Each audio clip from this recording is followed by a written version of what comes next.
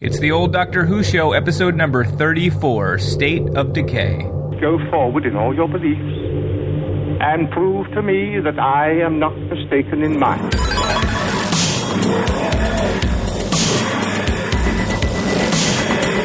You couldn't control my mind before, and you certainly can't control it now.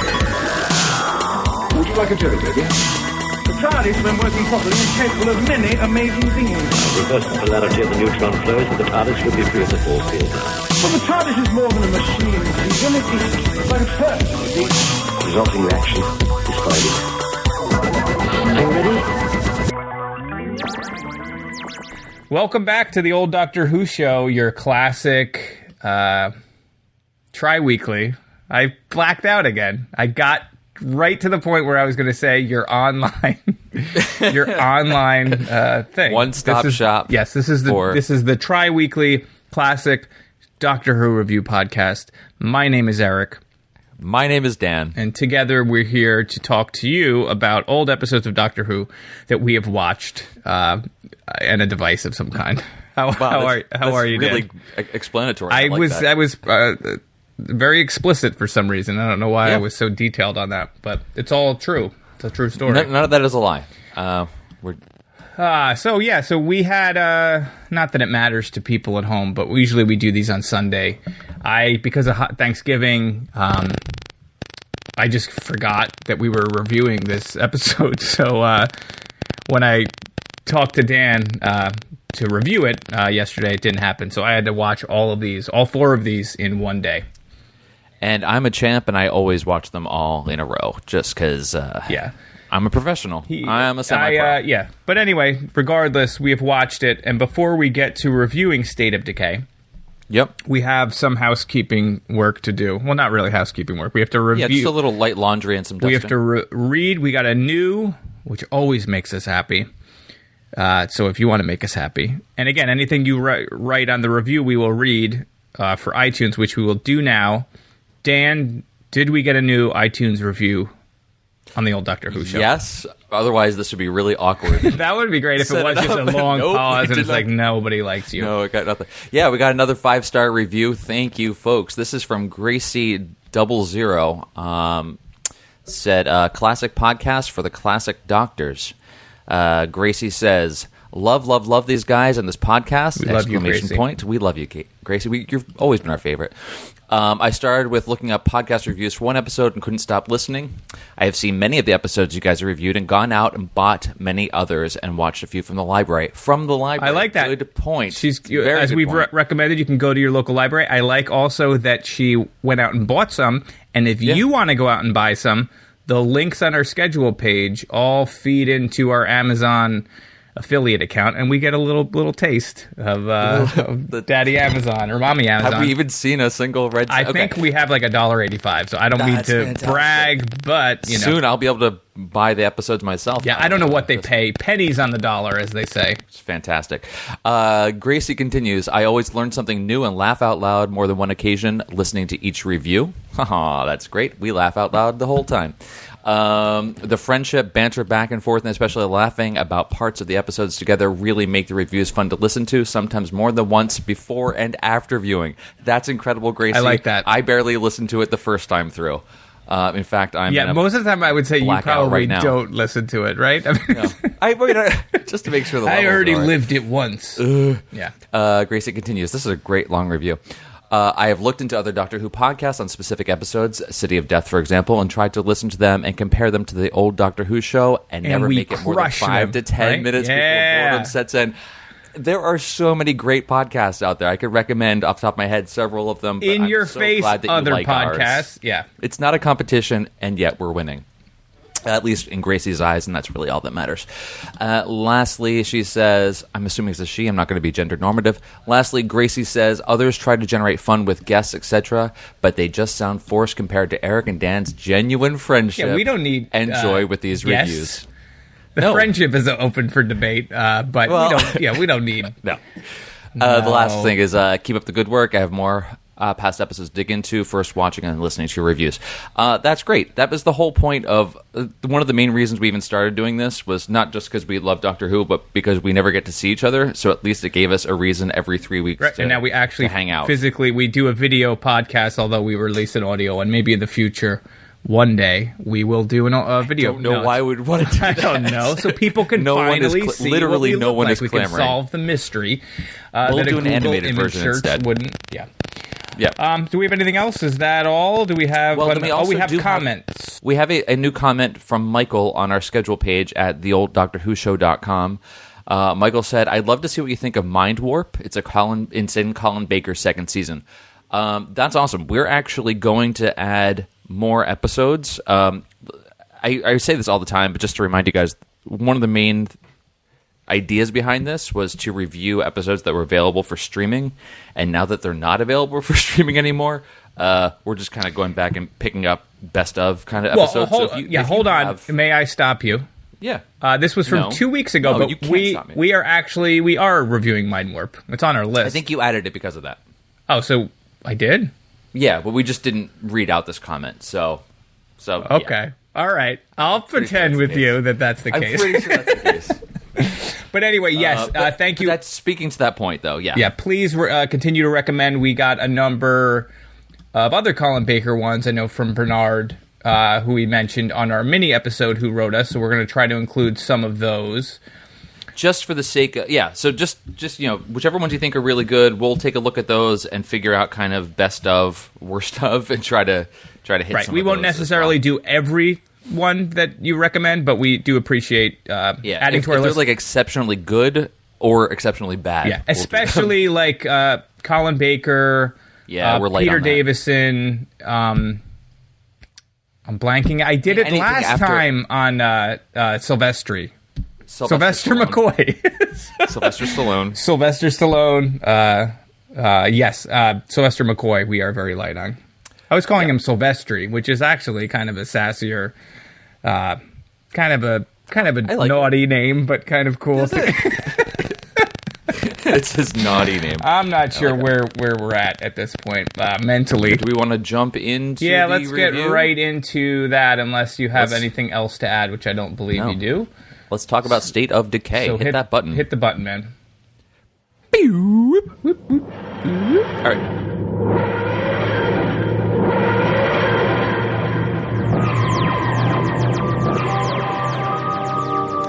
May you both enjoy your visit. As we will enjoy having you. Well, you certainly do very well for yourselves here. We struggle to retain some remnants of civilization. On an isolated, primitive planet like this, it isn't easy. No, indeed. Still, you do better than the peasants. Bull's blood, I think. The peasants are simple folk. Richer fare would only distress them. Quite right. Probably give them indigestion. There's nothing worse than a peasant with indigestion. Makes them quite rebellious. I hear you've been having trouble that way. There are always a few ungrateful ones who do not appreciate all that we do for them. And what do you do for them, apart from saving them from gluttony? We protect them. There are many dangers on this planet. Ah, well. Toodaloo. Ow! So, are you all right? This is nothing. It's a tiny cut. You've hurt yourself. Let me see. Please, let me see. Really, there's no need to make such a fuss over a few drops of blood. Doctor, you still have not told us why you came here. Bad luck, mostly. Yes, we'll learn, of course. A universe, of course. We were hoping you'd tell us how you got here, or better still, how to get back. I fear we cannot help you. Our records say we came from some distant planet. A freak accident. We can never return home. Our technology is lost. Such a pity. However, there are compensations. All right, so we're reviewing State of Decay. This is season 18. It was broadcast in November, December of 1980. We got the writer is Terrance Dicks, director Peter Moffat, and produced by Jonathan Nathan Turner. And no relation to Stephen Moffat. I did look that up, thinking like, oh, there's another Moffat. No connection. No. Just a common last name, I guess. Nope. Just an island full of Moffats over there. All right, so tell me about this episode. I will tell you about this episode. While stuck in green-tinged E-space, The Doctor and Romana end up on a strange medieval planet that is seemingly comprised of only one village and one castle. There are no windows and no doors. It's ruled by this planet is ruled by a tyrannical group of lords that the Doctor soon discovers are actually astronauts that are ruled by a space vampire. Well, when you put it that way, yeah. It seems kind of silly when you it does. Kind of break when you it say down it like a that, little bit. It doesn't come across. Yeah. So, what did you think of State of Decay? I also don't like. Full disclosure, I just wrote this synopsis real quick. I don't like that I said ruled twice so close to each other. But go on, Dan. Tell us what you thought. We'll give you a pass on this one. I loved this episode. Me too. I loved it, and then there were things about it that were ridiculous that I loved. Yeah, I loved just about all of it. Pretty much every angle. The whole way through. The acting is pretty stellar. Oh, it's even so when it becomes so over the top, it's ridiculous at certain points. But I bought in early, and I was like, all right. Was it obvious right away to you that these were vampires? I didn't know anything about the story before watching it because I don't do any research prior because I want to come in blank. But as soon as you see the three of them with that eye makeup, I was like, this has to be. And then obviously there's the superimposed bat. Right, they look a little bit like it's a black metal band too, with some of the eye makeup, and she kind of looks like Susie from Susie and the Banshees. There's like a little goth thing going on. But I sort of figured out the vampire they don't keep it a secret for very long. Yeah, but I feel like I knew that already, though, that this episode, it's probably on the main description on the Netflix disc, or I'm sure I saw it wherever. Oh, right. I wasn't surprised at that. I literally had no idea. I did figure out the ending pretty quickly, how they were going to kill the giant. I was like, oh, they're just going to shoot the chip into it, Yep. But then I was like, oh, does it have to be a wooden stake? And they're like, no, steel. Well, that was a confusing thing to me, too, was that, Anyway, overall, I think this was really great. What was interesting, I thought, and you can really tell in this episode, was this was slated to...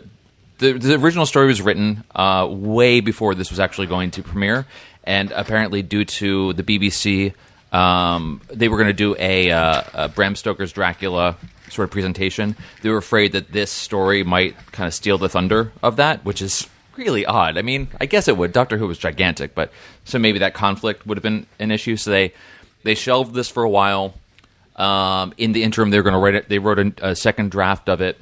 Blah, blah, blah. Long story short, what actually happened was by the time they actually decided to air this original version of the story, Adric was on board as a new companion. Yeah, well, he wasn't in the original story. Well, I was going to say, it makes sense. What you're saying makes sense because he might as well not be in this story at all. It was like if Adric is terrible but hardly in it, was he actually ever in it? And I don't know. It's one of those riddles that you can't quite figure out. We probably could do a supercut of this without Adric. I actually went, and his first episode that we did, Full Circle, I was pretty harsh on him. Yeah. I think this one, so. I just feel bad for. I feel for him. But why? Well, his character's so unlikable, and the way he's written is so unlikable. I actually have that in my notes. Were they purposefully trying to make us hate him? Right. Because he does this thing where he has a plan, and he's kind of fooling everyone. He says that at the end, but they're alone at the time that they have that conversation. I think, or maybe there's a guard there, but it doesn't feel right. It doesn't. It doesn't. It's like okay, if they had gone along with it, I'd be living with them as a ruler, but otherwise, I could just say it was a plan all along. I guess that's completely unlikable. That's sort of, I guess, supposed to be the root of his character, right? The first time we meet him, he's stealing things, and he's sort of like, in this one, he gets taken in by that poor old couple that just lost their son, and he's just really only interested in their soup. He's sort of like a shady little... Yeah, he really took advantage of them. Yeah. Because he sneaks into the village, and there's just one village, so everyone knows everyone, so the woman was like, I don't know who you are. But as soon as she's, kind of showing some empathy for him, and, gave him the clothing to wear that was her son's and told the story, he's just like, all right, can I have more food? He's like, do you have cheese, too? Completely unsympathetic character. He is, so I feel bad for him as a actor, just because the lines aren't going to make you like him. He just seems so awkward all the time, where he doesn't know quite what to do.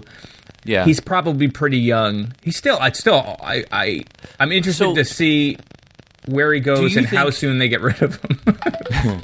Do you think that it's him, the actor, or it's mostly the character that's the issue? Like, is it? Well, it's hard. It's like, how do you even answer that? Because the well, because I have I would say I have feelings. both. I feel like he's made some choices as an actor in the way that he delivers some of the lines that could have maybe a better actor may have done soften the character more with the role, certainly. Or to be fair, a director who could direct the actor better. It's not necessarily his fault because he is, like you said, he's pretty young when he's doing this. And to your point, the story is written without him, so he's shoehorned in anyway. Really, so pretty obviously. Whatever, we'll see. But, anyway. Once we get to actually more episodes where they were writing it knowing he was there to see who he ends up being. But anyway, that's him. And then there was that weird line that comes later where the Susie, what's the female vampire's name? No, I like that. I think it's where she is talking about how handsome he is, and there's this weird thing going on between the two of them that's just sort of like a one line. And I guess I get it. Vampires, they want to kill you and have sex with you. Like that's I get it. Sex kill. They want sex but kill it's just weird. The whole thing was kind of weird, but in a good way. The set design was awesome. Like I loved the sets, the castle. They had a lot of sets in this one. They had, besides obviously the interior of the TARDIS, we didn't see anything new there. But we had the village. We had the cave that the rebels were hiding in. We had several interior shots inside the castle, in hallways, a prison cell, the main control room, throne room. Yeah, there was underneath the castle. It's like several different locations and everything. So I mean, there was a lot that had to happen in this, right? And that always seems to happen too when they do these medieval themed things, because I imagine the BBC's constantly doing these stage or costume dramas. So there's plenty of stuff sort of for them to reuse. I did have I have one more note about Cedric the Entertainer. While that we mentioned him. Where the ratings on and I guess maybe we would need a fact checker for this, were the ratings sort of dipping at all a little bit at this point? Like, is Cedric, this is where I'm going with it, is Adric for all you people. The Oliver of Doctor Who? Like, did they bring in a kid, like the way in the States, when a sitcom is failing, they will bring in a child of some kind to sort of boost the ratings? Like, was it like, we gotta bring in a boy? But it's at the same time, no one told, it seems, that the creative teams, who seem to hate him, he's like the canine of made flesh, I guess. Yeah. I mean, I guess they were kind of going, well, weren't they up against another show that was pretty popular on another channel? It was called Little Fellas, like the other shows, Little Fellas. Is that what it was? I think that's what it was. I haven't. There was another sci-fi show. Looked it up. No, but yeah, he hasn't air quoted actually done research. Right. But there was another sci-fi show that was running opposite this, so I think you're probably right. They did need to do something to juice it and get the I don't know. I'm just throwing that out there because it made me laugh to think. It does feel like Cousin I was Oliver. expecting a pie fight to break out at any minute with the Doctor. But there's also with the production design and the sets. I mean, so good. There's so many of them and they're so well done. Whereas in the previous episode, Full Circle, there were a few locations, some were exteriors, you didn't have to build stuff so much, but the interior shots could have been the exact same corridor, just at different camera angles and flipped around. Like, it really felt that way, where this one really felt pretty expansive and really on their kind of budget. Really great use of color too. There was a scene, and I rushed through this, so I don't have the guy's name, but it's one of the serfs or whatever from the rebel group, when he sneaks into the tower to try to break the Doctor and Romana out. And the room is sort of red. It's just this cool shot of the corridor of him sneaking around the corridor, and everything's sort of like these deep red hues as far as the color design went. It just looked really cool, and I like who directed this? You mentioned it at the top of it. The director, Peter Moffat. Okay, everything was really well. The shots were composed, especially with the three of them. They have so part of the thing is you find out there's these three astronauts, but they're always well composed with the two king and queen usually behind and that consultant guy up front. But everything just had a really good feel, a visual feel, and the colors and everything were top notch. Yeah, I agree. Did you notice Tom Baker say the same line twice He Where? says something to Romana, then goes back in and says the exact same thing to K9. And it was somewhere around, like, there's a tower with a village underneath it. Detective Castle. Village dwellings huddled like ducklings round their mother. Typical medieval scene. He says the exact same... No, I don't. He says, I have the clip, so I'm going to include the clip. Does it feel like it was a mistake that he did it? Well, that's what I was wondering. Like, was it scripted, or did Tom Baker not realize he's already said that line in another scene, and he's still saying the same line? Saying the same thing? It's just, it was weird. And they're so close together, like, you hear him say it, and then a few seconds later, he walks back into the TARDIS. It's awfully nice out there, K9. Protective castle with village dwellings huddled like ducklings round their mother. Classic medieval scene. Says the exact same thing to K9, and it goes on from there. I just thought that... Well, there is one mistake in the episode, besides, like, any sort of... I think there's one shot the where boom, you the boom kind of shot? see a boom, but I'm not talking about that. I'm talking about Tom Baker gets clocked on the head. Oh, which part? So he and Romana are in the prison cell, and they're going to get broken out of prison by the villager who's masquerading as a guard. He knocks out one of the guards and then slams open this cell. Tom Baker's behind the door, and Romana's off to the side. Oh, yeah. He hits him so hard that Tom Baker actually stumbles a bit, and the guard says, "Where's the doctor?" And Tom goes around the corner from the door, and he's clearly shaken up. I thought that was part. I thought that was part of it. Like, that was a funny bit. I wasn't paying so much attention to it when I was watching it because I was making notes at the same time. So when I looked up and I saw him kind of stumbling, I thought it had something to do with, in the previous scene, he had kind of had some mind control attempted on him. So I was like, oh man, this is cool. He's like, maybe he's actually still under the control. Went back and watched it again and just saw. So I put a GIF on. We'll have a GIF on the show page of him just getting clobbered by the door. Yeah, where's the doctor? Yeah, rough. that's funny business. It's pretty good. And then all right. So to take us in the story, they land here. We don't know. The audience doesn't see Cedric the Entertainer. Actually, I have it in my notes. But it's I have it in my notes. You almost forget crap, that's right, Adric. Yeah, that's what I wrote. I forgot he was there. I wrote almost the exact same thing, but I said, I didn't say crap, I said the other word. I did too, but I didn't want to say it because we don't have the explicit rating. Yeah, O blank, OF. Forgot about Cedric the Entertainer. I wrote OF, right, Adric. And then you sort of have this, like, sigh, because, again, he's so irritating. Like, he goes to... he wanders around. He's looking. He outsmarts K9 or whatever. He ends up at this house with the woman with like 18 kids, and they've all been killed. So she's just like complete disaster, she's a mess. Emotional disaster. They just lost her son, so and he's asking for cheese. Like, he's getting food from these poor people. He's obviously have clothing, nothing. They're taking him in. They're giving him food, and he wants cheese. 2 days ago, he's eating. Yeah, 2 days ago, he's eating spider eggs out of some weird fruit that he got out of a sewer, and now he's asking for cheese. I was like, oh, I hate this kid so much. Yep. But yeah, so they get separated, and then we have. Can we mention real quick? Yes. Romana's outfit in this episode. Sure. I love this outfit. I don't know what it is. Maybe it's because it's slightly masculine, but it looks so good on her. She, in the previous stories, she's been wearing this kind of French schoolgirl outfit with that hat that's obviously like hair pinned on because it's at the back of her head and just looks ridiculous. This one, I don't know, it's this kind of beige hunting riding outfit with really ornate front. Anyway, I'm sorry, just had to point it out. I just thought she looked fantastic in this episode. I am also a fan. This was one of her best stories, not that we've seen a lot. And specifically, and the whole reason I say that is there's this one scene that happens much, much later on where it feels like, okay, this is when Tom Baker and Leela Ward fell in love. Do you know what I'm talking about? When they're going back, they're both of them are talking, and she's talking about how she used to be a historian. Yeah. And she went through the files, and she talks about this book, that Rassilon book, being in a Type 40 thing. And then he says, this is, the TARDIS is a Type 40. He says, you're wonderful.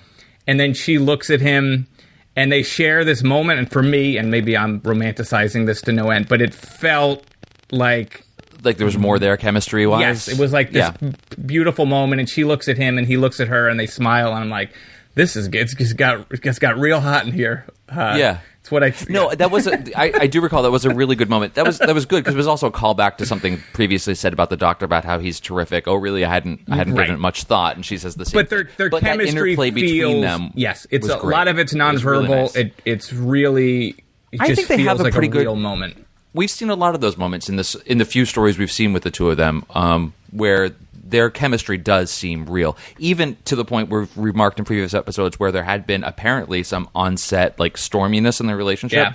It doesn't read on screen because the chemistry, when they're portraying these characters, comes across so genuinely. So I think they're just great together on this one. Yeah, and again, I agree. I don't even know. They may have already been together at that point, but just the moment just felt that way. Yeah. so like real. One thing that you do find out that's sort of strange is so this whole planet is sort of like Footloose, but with learning. Like you find out that no one is allowed to learn, and the Doctor's Baker is sort of Bacon, I guess, in this scenario. Dr. Bacon. But it's just such a weird, like the.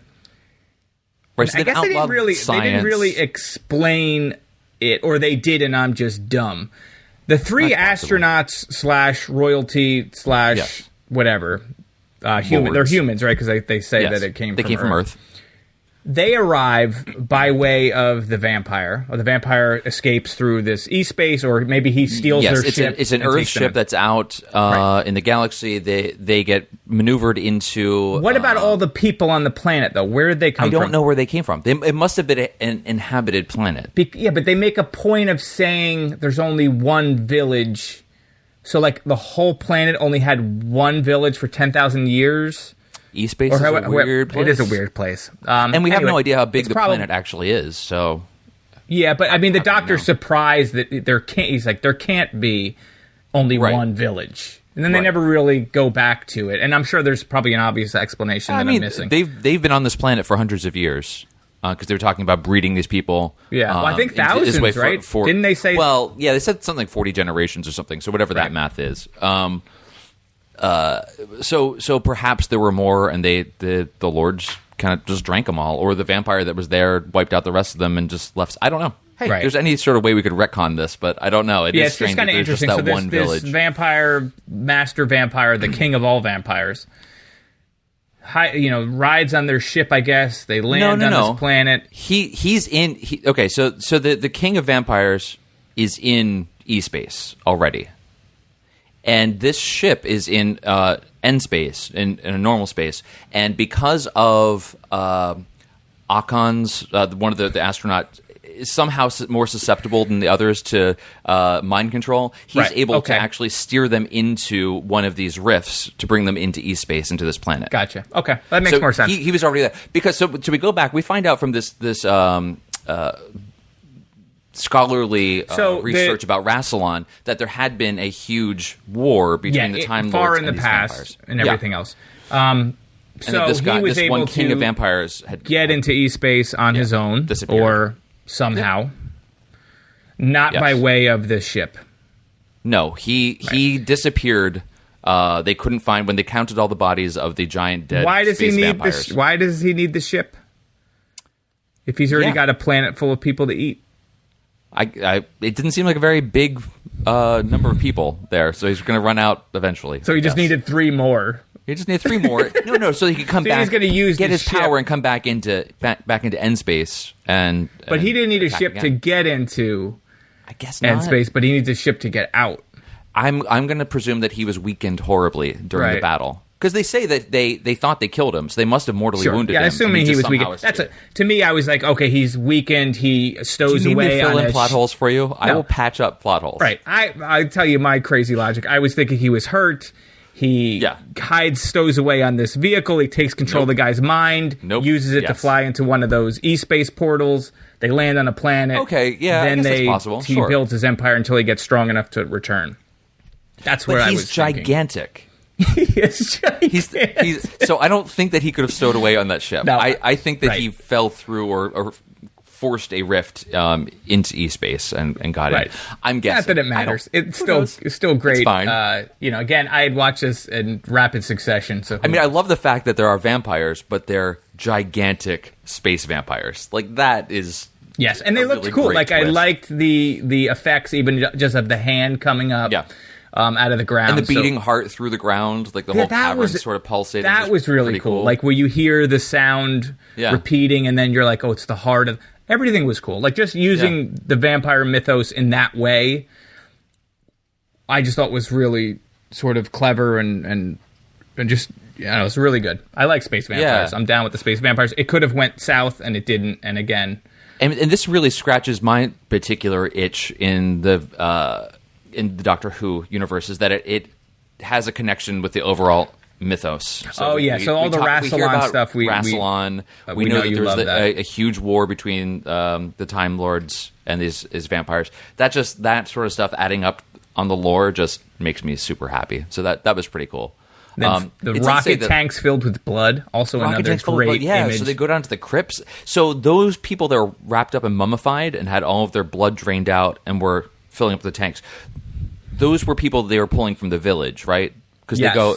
So every time you got selected from that lottery, you would either become drained. A guard or get drained. Yeah. Okay.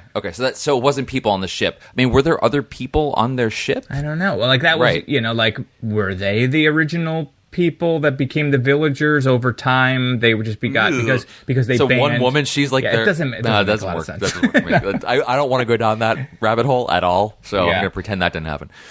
What do you think of the ANSI art on the computer that they pull up? Oh, I loved it. Wasn't that great? Yeah, it was so great. So all the computer stuff and the computer screens and everything, and so they have that one guy, renegade villager who is trying to become a scientist. Basically, he's just trying to figure out how to make those machines work, and the Doctor helps him figure it out. And that's when they realize that it was an Earth ship, and they put the pieces together and realize that these are, at first, perhaps the descendants of the original astronauts. Then they realize later that they are the original astronauts. But that ANSI kind of menu of all, it's just so inefficient. Well, there was we're talking about inefficient. I love it. But. What's the worst way you could read the Rassilon book? On a receipt printout you would get out of a cash register. Oh no, that was fantastic. That was great. So he had these little magnetic punch cards that stick into the terminal at the console in the TARDIS, and then out comes 18 feet of receipt paper that you have to read this long, complex document. Yeah, I think it's fantastic. Great. This was also a pretty heavy canine episode, considering we haven't seen a whole lot of him. Yeah, at least he was used, and there was some jokes about him being. He was used the way that you've always said he should be.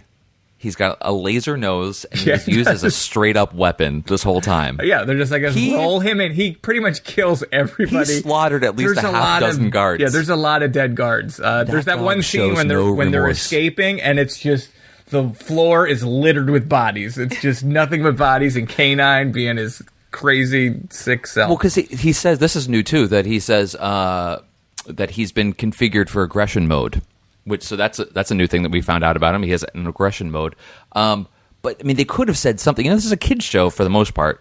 They could have said that it was set to stun or some other sort of Star Trek-y type thing. No, they were straight up murdered.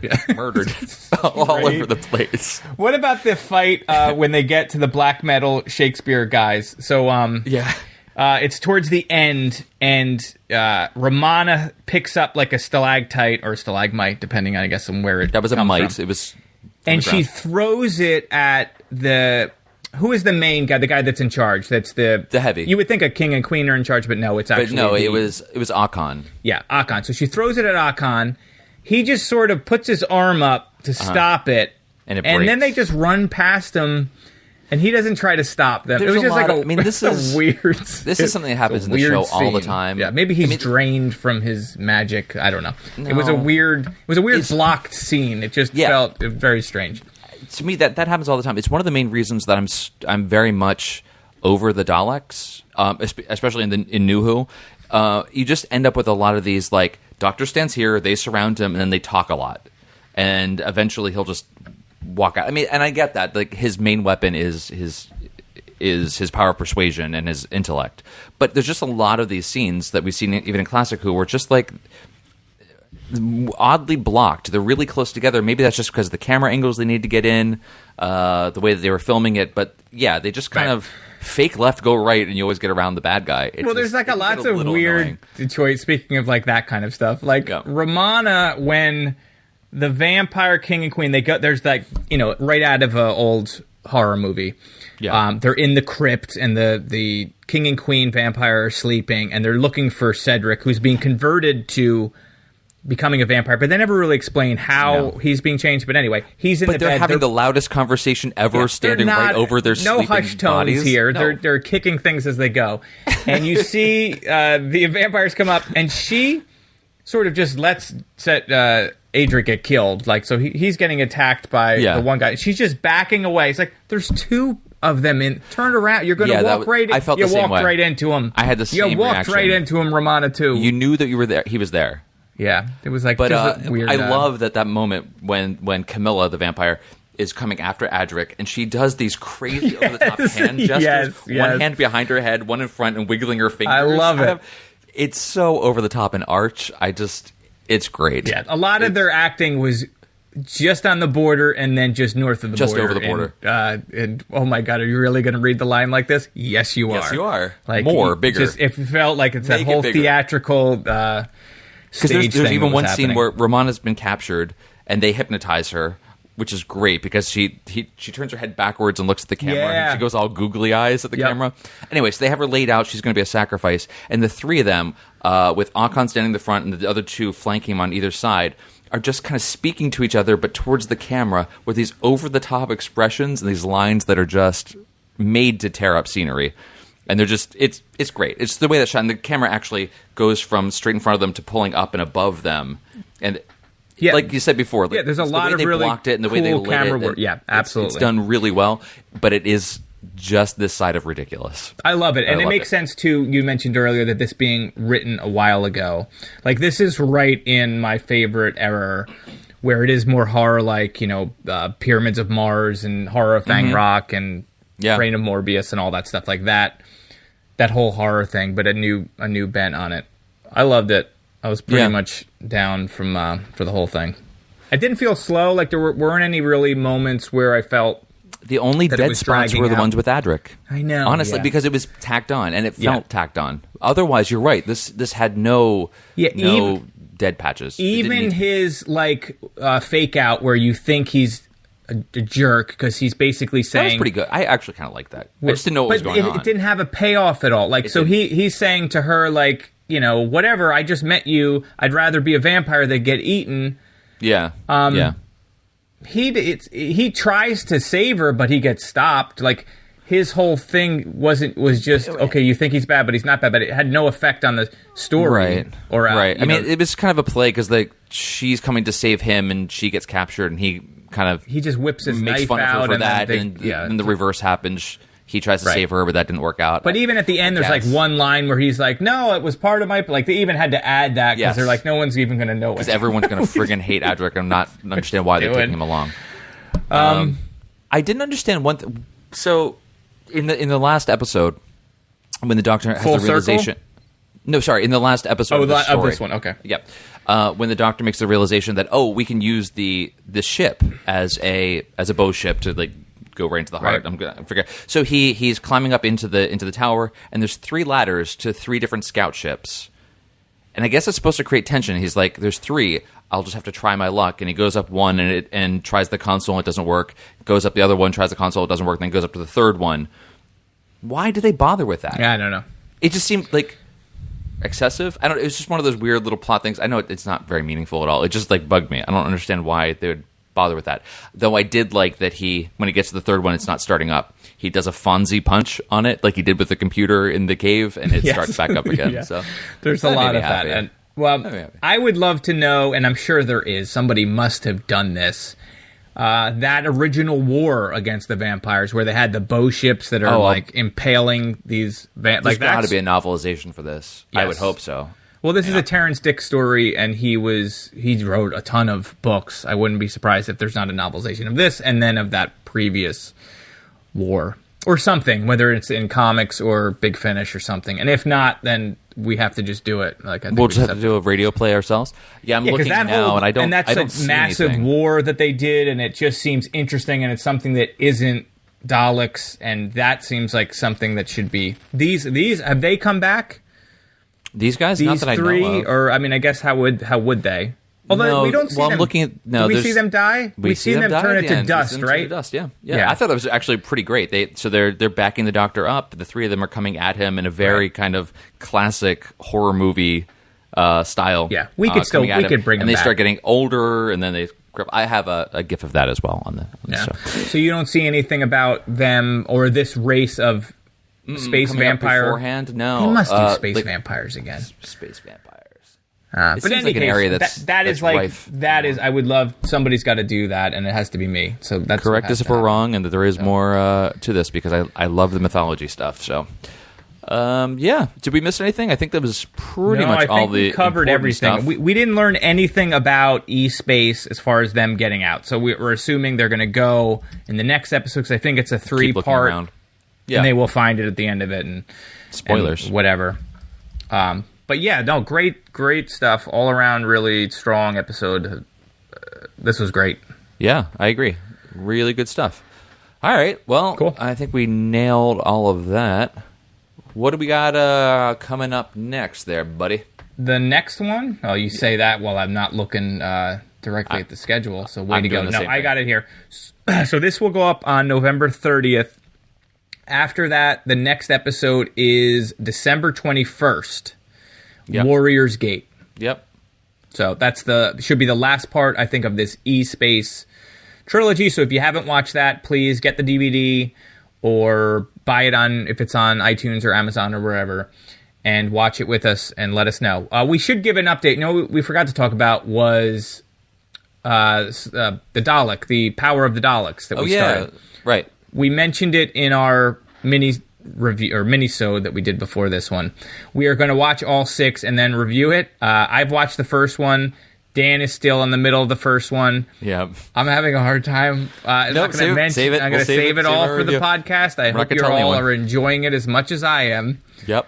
Or not. But yeah, let us know what you think. If you have anything to add, comments, audio files, we would love to have MP3, WAV file, whatever kind of audio. If you have some feedback on it, send us some audio to the old Doctor Who show at gmail.com or on our Facebook page. That would be awesome. I'd love to have some feedback. So we will do and we haven't added to the schedule yet because I don't think we realize when the 6th episode airs. Yeah, we'll slot it in maybe after we're done. No, it'll probably be sometime in We'll figure January. it out. It probably will be a 2017 thing.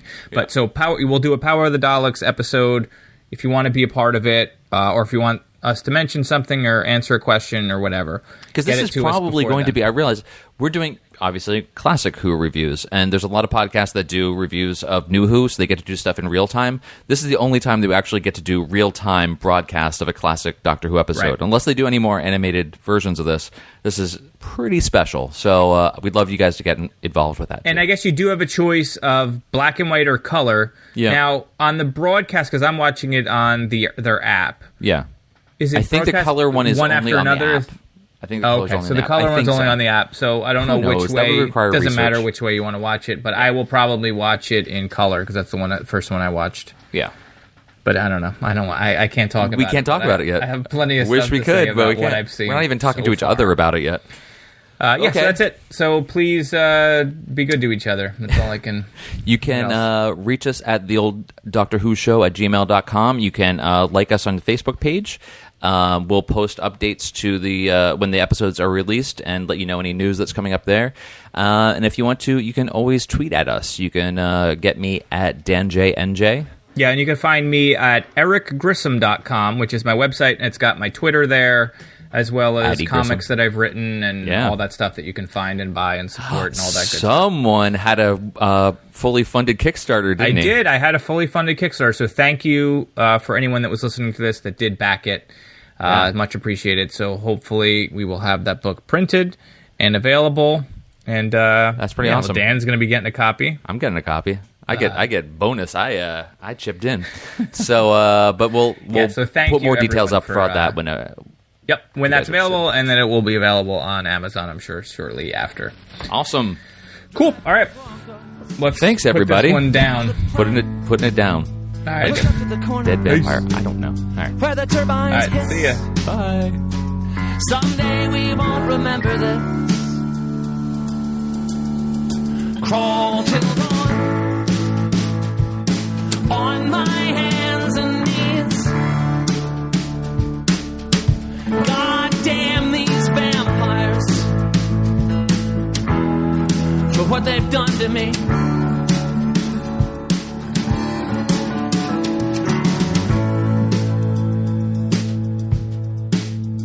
Tie those horses to the post outside and let those glass doors open wide.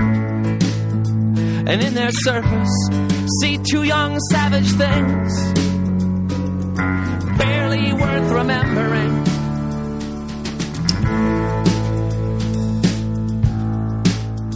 Feast like pagans, never get enough. Sleep like dead men, wake up like dead men.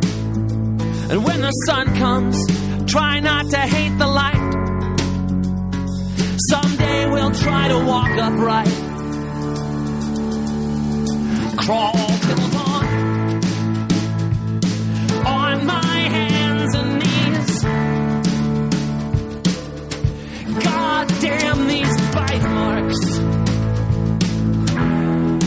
deep in my arteries. Crawl till dawn on my hands and knees. God damn these vampires for what they've done to me. Where's my robot? You know?